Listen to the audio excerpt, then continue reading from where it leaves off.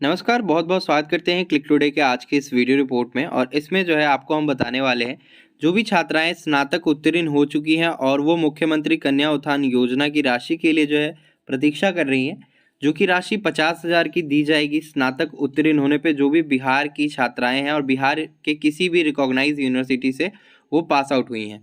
तो इसके लिए अभी अपडेट आ चुका है।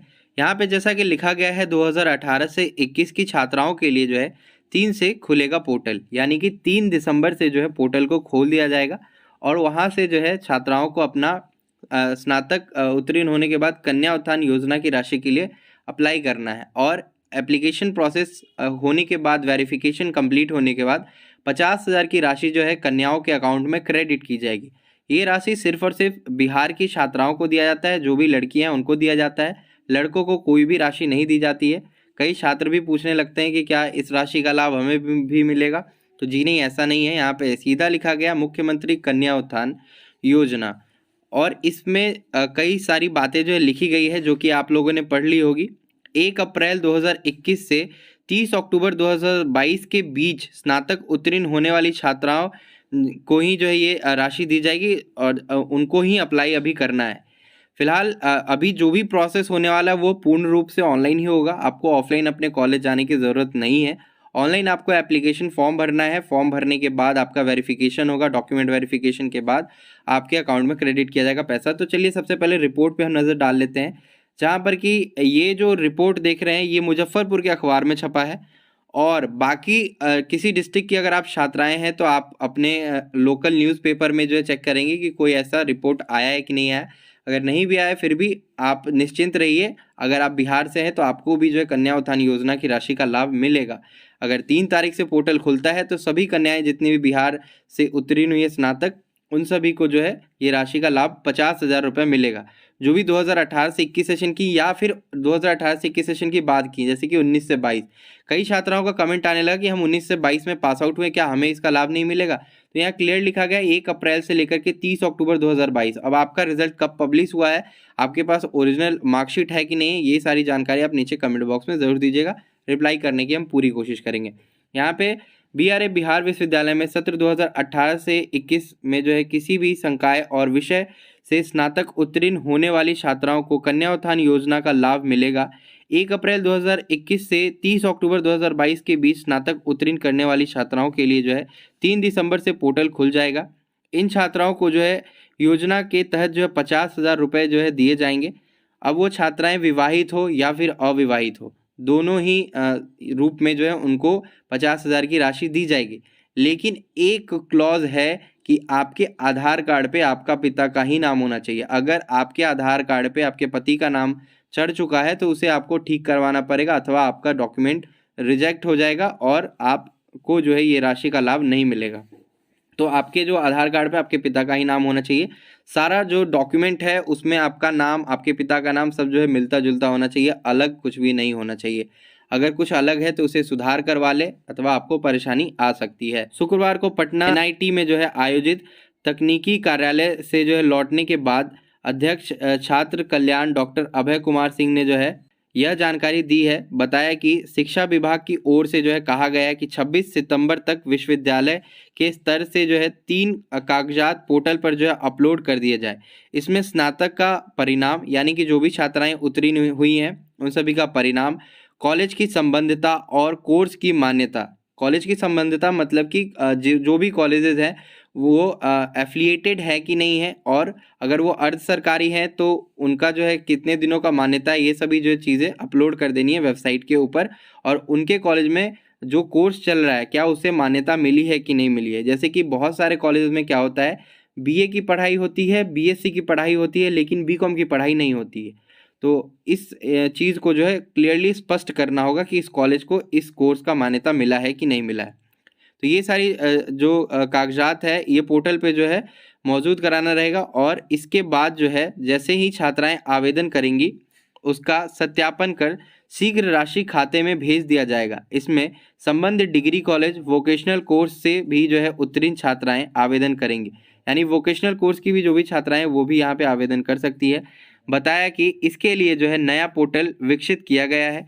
नए पोर्टल पर सिर्फ अप्रैल 2021 के बाद स्नातक उत्तीर्ण छात्राएं ही जो है आवेदन करेंगी। उससे पहले की जो भी छात्राएं हैं वो इस पोर्टल पे आवेदन नहीं करेंगी। इस बार जैसा कि बताया गया कि मेधा सॉफ्ट जो वेबसाइट है उसके ऊपर जो है कन्या उत्थान योजना की राशि का एप्लीकेशन फॉर्म फिल किया जाएगा।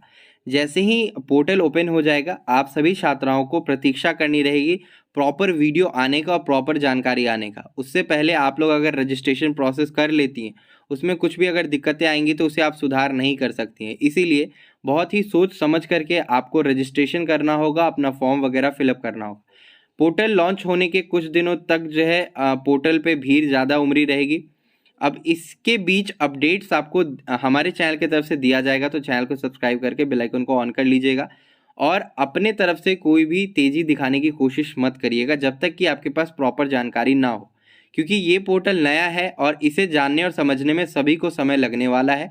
और प्रॉपर इन्फॉर्मेशन के बाद ही जो है जो भी चीज़ें करनी है आपको वो आप करेंगे। ठीक है, यहाँ पे जैसा बताया कि आवेदन से पहले छात्राओं को तैयार कर लेने होंगे प्रमाण पत्र। उत्थान योजना के लिए आप ऑनलाइन आवेदन जब कर रही होंगी तो आपके पास आपका आधार कार्ड, बैंक पासबुक, आवासीय प्रमाण पत्र को लेकर के कई छात्राओं ने पूछा कि 6 महीना पुराना ही आवासीय प्रमाण पत्र होना चाहिए, क्योंकि 6 मंथ्स ही वैलिडेशन रहता है आवासीय प्रमाण पत्र का। ठीक है, और कई छात्राएं कह रही हैं कि सर हमारा जो आवासीय है वो बहुत पुराना है और उसी से सारा मेरा कार्य अभी तक का हुआ है।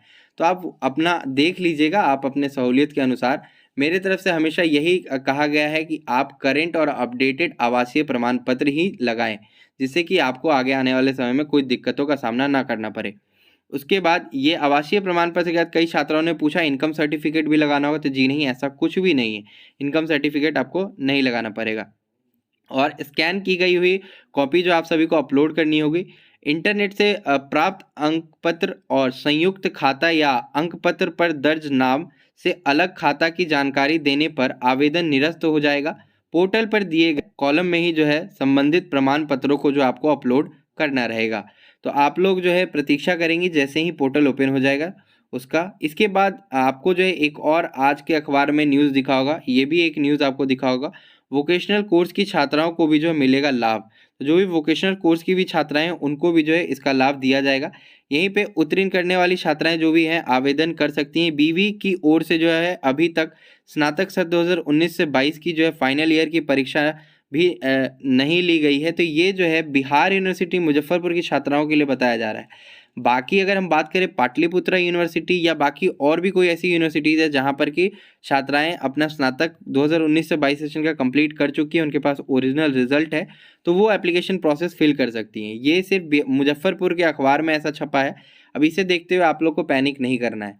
ये सिर्फ बिहार यूनिवर्सिटी मुजफ्फरपुर के लिए था कि उनके अभी 2019 से 22 सेशन का पार्ट 3 का परीक्षा नहीं हुआ है, तो उनकी छात्राएं अभी कहाँ से अप्लाई कर पाएंगे। ये चीज़ है। अब चलिए हम आपको एक पुराने पोर्टल के ऊपर लिए चलते हैं जहाँ पर कि डॉक्यूमेंट के बारे में कुछ चीज़ें बताई गई। ये एक पुराना पोर्टल है जो कि ई कल्याण वाला है, बिहार सरकार की तरफ से बनाया गया था। ये जो है NIC की तरफ से जो ये पोर्टल तैयार किया गया था और NIC ही जो है इस बार भी पोर्टल को तैयार कर रही है। इसमें आपको जो है निर्देश दिए गए थे, मुख्यमंत्री कन्या उत्थान योजना, मुख्यमंत्री बालिका स्नातक प्रोत्साहन योजना में आवेदन भरने से पहले महत्वपूर्ण निर्देश। ये निर्देश आपको हर साल दिए जाते हैं जब भी कभी जो पोर्टल ओपन होता है। यहाँ पे ऑनलाइन आवेदन भरने हेतु महत्वपूर्ण निर्देश। पहला निर्देश, फॉर्म भरने के लिए जो है पंजीयन अनिवार्य है, यानी कि आपको रजिस्ट्रेशन करना अनिवार्य है। लॉगिन करने के लिए जो है यूज़र ID और पासवर्ड का उपयोग करेंगे। अगर तीसरे स्थान पे बताया गया कि अगर आपके महाविद्यालय का नाम जो है सूचित में नहीं है तो आप अपने विश्वविद्यालय के रजिस्ट्रार से जो है संपर्क करके अपने विश्वविद्यालय का नाम जो जुड़वाएंगे। चौथे स्थान पे एक विद्यार्थी के द्वारा जो है केवल एक ही आवेदन भरा जाएगा, मतलब आप एक ही आवेदन भर सकती हैं, दूसरा आवेदन करते ही दोनों आवेदन रिजेक्ट हो जाता है। पाँचवें स्थान पे आवेदन भरने के लिए जो है ज़रूरी दस्तावेज, ये दस्तावेज जो कि सबसे ज़्यादा महत्वपूर्ण है। पहले पॉइंट पे बताया गया है फ़ोटो ऑफ स्टूडेंट, फ़ोटो जो छात्राएं कर रही हैं उनका फ़ोटो चाहिए। फ़ोटो का आकार जो है 50 KB से कम होना चाहिए और निर्धारित जो यहाँ पे साइज़ बताया गया है। उसके बाद सिग्नेचर ऑफ स्टूडेंट, हस्ताक्षर का आकार 20 KB से कम होना चाहिए। फिर आधार कार्ड स्टूडेंट केवल ब्लैक एंड वाइट या स्कैन, वो भी PDF फॉर्मेट में होना चाहिए, मतलब ब्लैक एंड वाइट होना चाहिए और PDF फॉर्मेट में आपका आधार कार्ड स्कैन होना चाहिए, 500 KB के भीतर होना चाहिए। फिर चौथे स्थान पे permanent resident certificate of Bihar, सिर्फ बिहार का जो आपका रेसिडेंट सर्टिफिकेट है वही यहाँ पे लगेगा। केवल black and white scan PDF format में ही चाहिए और 500 KB के भीतर होना चाहिए। First page of bank passbook, और बैंक पासबुक जो आपका होगा, जो भी आपका अकाउंट खुला होगा वो बिहार में ही खुला होना चाहिए। उसका भी PDF फॉर्मेट में आपको जो है डॉक्यूमेंट अपलोड करना रहेगा, 500 KB के भीतर होना चाहिए। ग्रेजुएशन सर्टिफिकेट, पासिंग मार्कशीट जो आपका होगा, ओरिजिनल मार्कशीट, ये भी आप PDF फॉर्मेट में ही अपलोड करेंगी, 500 KB के भीतर होना चाहिए। आवेदन भरने के दौरान ड्राफ्ट में जो है सेव कर लेंगे, उसके बाद जो है आप पहले रिव्यू कर लेंगे, रिव्यू करने के बाद ही सबमिट करेंगे। अंतिम रूप में जो है सबमिट आवेदन की एक प्रति का प्रिंट आउट अपने पास जो है रख सकती हैं। आपको एक प्रिंट आउट मिलेगा, वो आपको रखना होगा। केवल अंतिम रूप से सबमिट आवेदन पर विचार किया जाएगा, यानी आपका सबमिट जो किया जाएगा आवेदन, उसके बाद वेरिफिकेशन होगा। आवेदन पत्र भरने के लिए यहाँ पे जो रजिस्ट्रेशन का जो प्रोसेस के लिए बताया गया, बाकी जो आपको डॉक्यूमेंट लगने वाले हैं वो कुछ इसी प्रकार से रहने वाले हैं। 3 तारीख को जब पोर्टल खुलेगा उससे पहले भी एक दिशा निर्देश जारी की जाएगी, जिसके बारे में हम अपने चैनल पे आपको ज़रूर से ज़रूर बताएंगे, और आपको बताएंगे कि आपको कैसे कैसे फॉर्म फिलअप करना रहेगा, किस समय से होगा और क्या क्या चीज़ें करनी रहेंगी। तो आप हमारे चैनल पे अगर नहीं जुड़े हैं तो चैनल को सब्सक्राइब करके बेल आइकन को ऑन कर लीजिए, और अगर आपका कोई भी सवाल या सुझाव हो तो नीचे कमेंट कर लीजिएगा। और ब्लैक एंड वाइट फॉर्म में ही आपको जितने भी डॉक्यूमेंट्स करने हैं, हालांकि जो नया पोर्टल आएगा उस पर क्या क्या चीज़ें बोली जाती है उसी के अनुसार आप लोग जो अपना फॉर्म फिलअप करेंगे।